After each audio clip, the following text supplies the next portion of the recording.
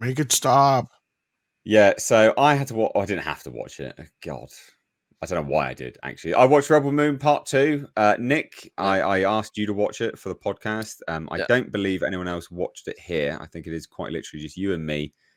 We subjected ourselves to what can only be described as the most abysmal pile of shite I've seen in quite a long time, with slow motion scenes wholly unnecessary. I'm going to slow motion farm. I'm going to cut some wheat in slow motion. Why?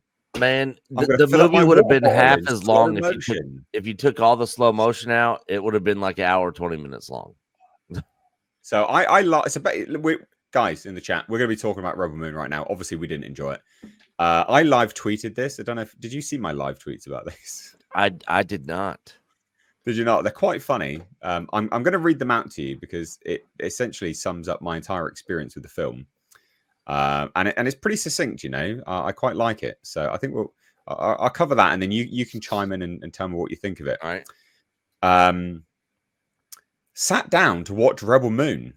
Please do a wellness check in an hour. I may have killed myself. Did they really just recap the last film? We watched that. What the fuck? So, excuse the language, sorry. My God, a banquet randomly ready for everyone. Now everyone can suddenly farm for no reason, and everything is slow-mo. Good times. Oh, now they're all being given a blanket after a hard day's farming. Righto, this is a pointless narrative slowdown to ruin pace. Now, come to mention it, they knocked up these intricately woven blankets after one day. WTF? Put that skill and technology into, I don't know, a better farm. And the robot is now some creep from a distance watching everyone dressed like some hippie Viking crossbreed. What the F am I watching? Artificial lens flare. Oh, now we're back to now we're going back to backstories again. Fantastic. We had this in the first movie. Why are we doing this? Chaotic. It basically just continues from there to nonsense. Like they didn't see people where they were literally right in front of them. This film's, my God, this film's a mess. I don't even really want to talk about it. It was so bad. It was so bad.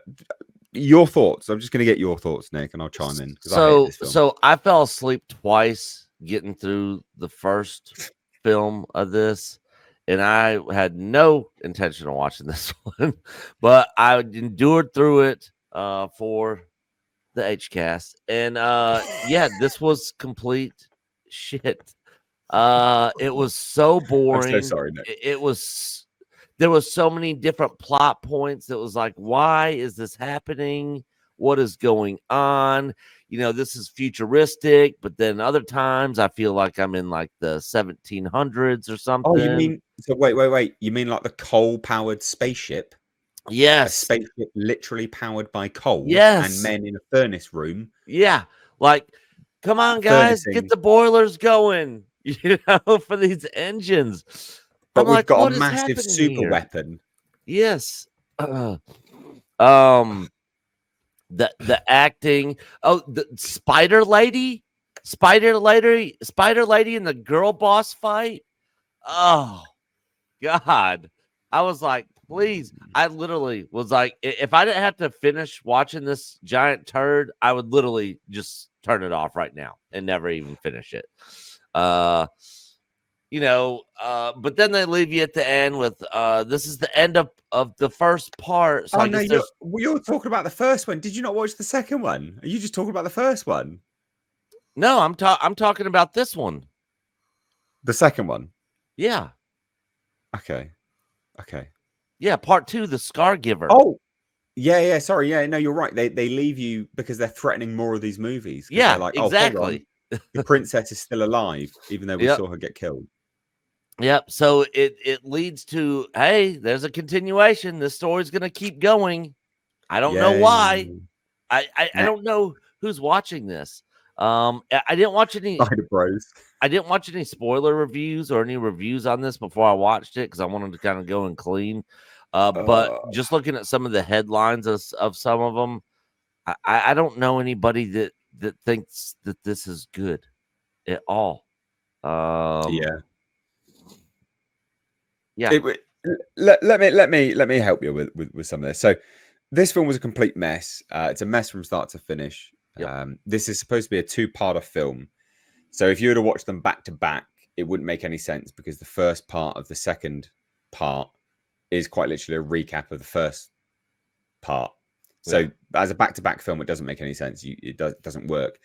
They spend so long in the first film establishing who everyone is to then go back and establish once more again in the second film who everyone is again, and the backstories of people again. This is an exercise in narrative just waste and budgetary waste. Netflix gave Zack Snyder an exuberant amount of money to make these films, hundreds of millions of dollars. And I bet you they're kicking themselves now. I bet you they are kicking themselves now because this was an epic waste of cash from start to finish on every single level.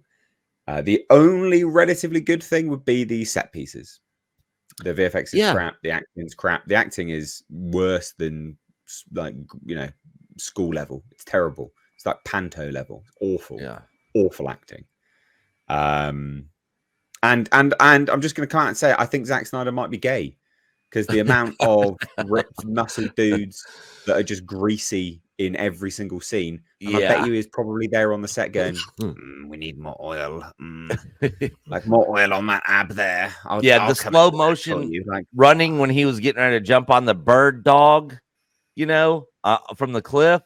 I was like, wow, another slow-mo moment. And then he jumps and it like pauses right when he's in covering up like the sun. Like, look at this cool shot, guys. I'm pretty sure he's bi because in that interview, I think he mentioned something like that. And then he was talking about, remember that one interview where he was talking about kids and Romans and all? Yeah, I don't even want to get into it. And then Ray Fisher's back, from the Justice League. He dies though, so he cares. Yeah. He does not make it to the end of the movie. And then hated it.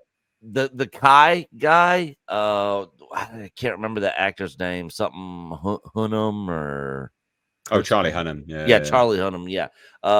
Man, his Scottish accent, I thought was trash.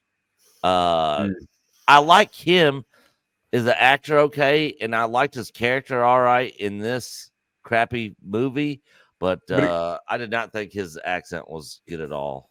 No, but it goes to show you that there are good actors in this giving awful performances. So it goes to show that no matter how good an actor is, they're already the sum of the parts given to him. And an awful script and terrible direction is a recipe for a disaster. The film it was utterly terrible. It was a terrible film from start to finish. Don't recommend it. No one watch it, please. Don't. My God, don't give it any views. Yeah, I hope Netflix does not allow any more of these to be made because it will literally be a huge waste of money. It's utterly terrible. Absolute garbage. So there you go. Not much else. The main bad guy, he's basically immortal. You can kill him. He's always they can just bring him back to life whenever. He gets his teeth knocked out, but then as soon as you see him on the operating table thing, he has all his teeth back. I didn't notice that one actually. That's true. Yeah. Creek Indian for $13 says, "Oh my God, I was going to watch Rebel Moon. Is it really that bad?" Yes. I literally nothing else to say. Yes, it's really that bad. Don't watch it. If I was a part of this movie, like these actors, anyone, I'd be like, oh, I'm so embarrassed. I would be so embarrassed to be a part of this. Yeah, and Sophia Boutella is a good actor, and it's a shame she's not been given a better leading role because she could be a great leading lady. She's great. The cast in this, I literally have no issues with the cast at all. Yeah, just the material. Just the material. Adam Henson for £5 says, "What's disappointing is that a sci-fi style Magnificent Seven could work, but Zach let his fat ego get the better of him." Agreed. Yeah, massively agreed. We already have it. It's called Battle Beyond the Stars. Yeah, you're all right. T Neil for $5 says, "Nate's statement of Nick, I asked you to watch it for the podcast should probably be appended with the phrase because I'm evil." I know. I am sorry. I make these guys do some